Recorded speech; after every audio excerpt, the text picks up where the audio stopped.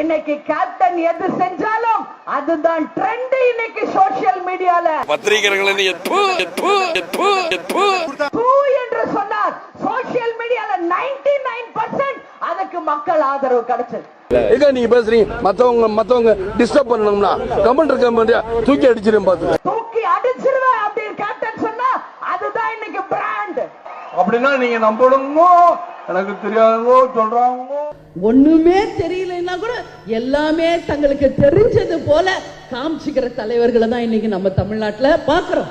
விஜயகாந்த் ஓரளவுக்கு தான் பொறுப்பேன், அதுக்கப்புறம் பொறுக்க மாட்டேன். பக்கம் பக்கமாக வீர வசனம் பேச ஒரு நடிகர் இன்னைக்கு அப்புறம் சிவாஜி கணேசனுக்கு அப்புறம் கேப்டனை தான் சொல்றாங்க. 1 2 3 4 5 6 7 8 7 6 5 4 3 2 1 8 7 6 5 4 3 2 1. எம்ஜிஆரையும் இப்படிதான் ஒரு காலத்துல சொன்னாங்க.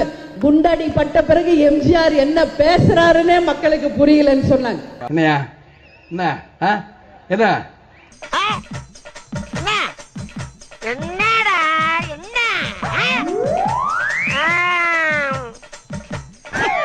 கலைஞருக்கு எதிரி யாரு? ஜெயலலிதா. ஜெயலலிதாவுக்கு எதிரி யாரு? கலைஞர். 2 பேருக்கு எதிரி யாரு? விஜயகாந்த்.